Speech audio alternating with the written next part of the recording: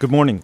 I'd like to start just by noting the fact that in the work that I do, I travel a fair amount across the country to work with different states. And what is striking to me is over and over again to observe over the course of the last decade or so the way in which political community and academic leadership in the state of Texas has created a great deal of capacity to place in many ways the programs that you're implementing here at the Vanguard, and it's nice to travel and get examples that I can take back with me.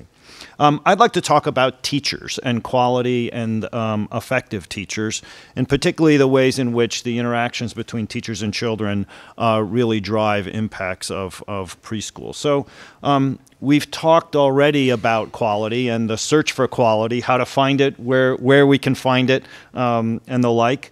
How we can assess the quality of preschool programs for young children is a major issue and challenge.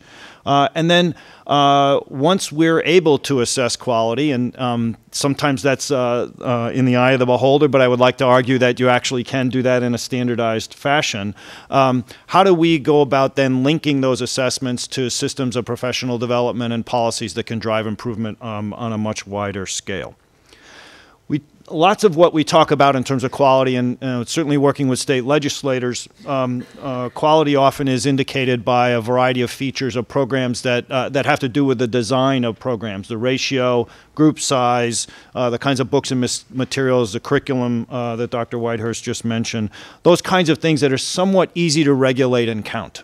And for the most part, most state regulations are written around these kinds of metrics as indeed what produces a quality program. One of the challenges we have in early childhood is often the fact that many of the programs that we can point to in states and say they meet all the benchmarks of quality, indeed don't actually produce the kind of student learning gains that that ensure that kids are going to be okay in kindergarten.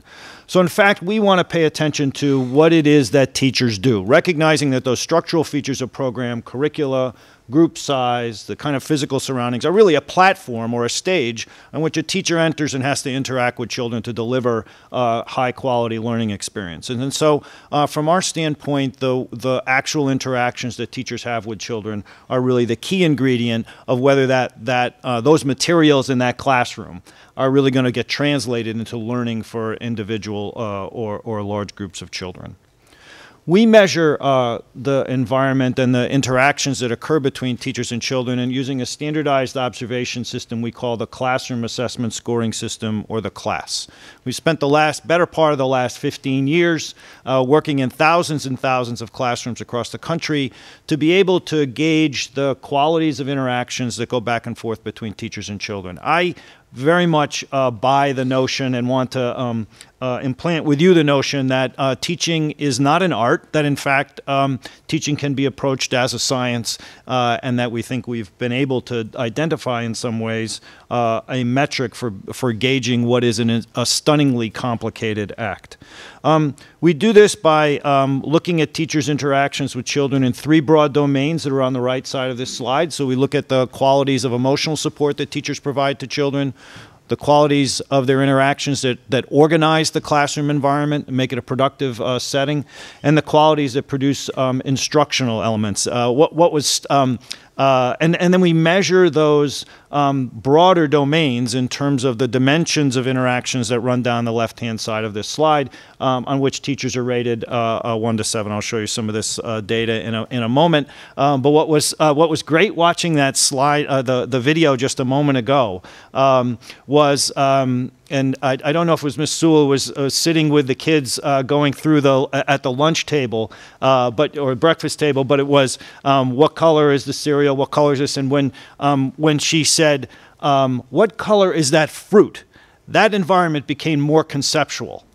Immediately became more conceptual. And so that would get rated a little higher on our scale of conceptual development. And in fact, that's a way in which an interaction with a teacher stretches a child's mind.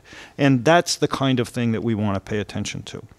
So we've used this in thousands of early childhood settings across the country. Public pre-K, Head Start, subsidized child care that runs the gamut from serving kids at a mixed grade level up through a mixed age level up through sort of the standard pre-K program for 4-year-olds. And what we see as we look across the country is really, and quite frankly, we've done this in programs for 3-year-olds, 4-year-olds, and all the way up through 3rd grade, and we see the same thing over and over again if you were to smooth the curves of the frequency distributions of the quality of settings. That in fact, these are places, classroom settings are typically places that are fairly emotionally supportive. They're nice places for kids to hang out, and they tend to be fairly productive. Kids are fairly busy, or there's a bigger range on that. But what is striking about these classrooms is how non-cognitive they are.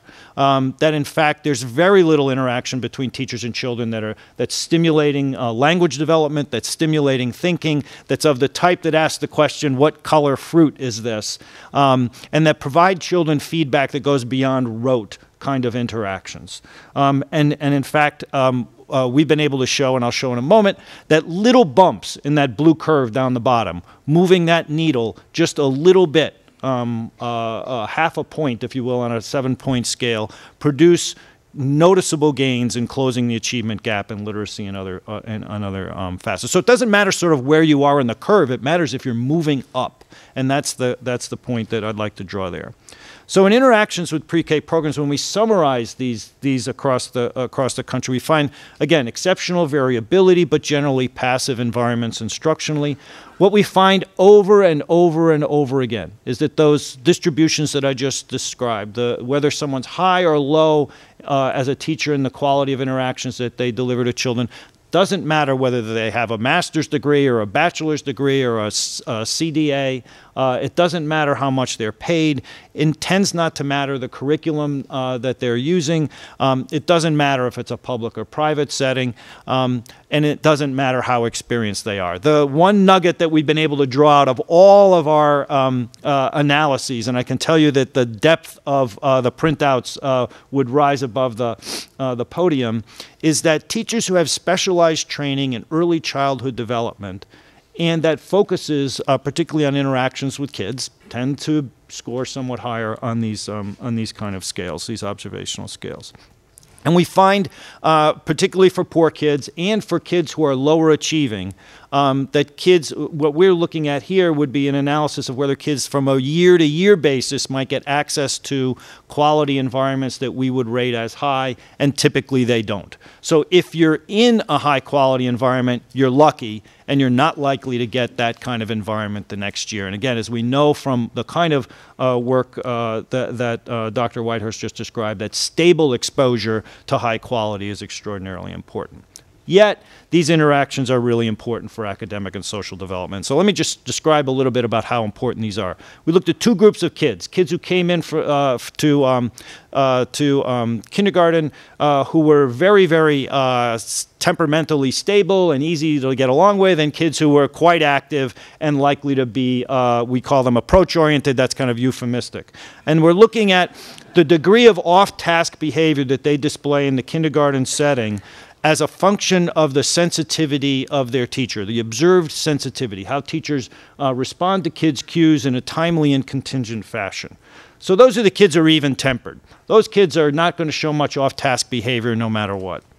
Those are the kids who come in as these kind of approach-oriented kids. Very, very active, very off-task, under conditions of low teacher sensitivity, under conditions of high teacher sensitivity, indistinguishable from the kids who come in who we would rate in an independent situation as even-tempered.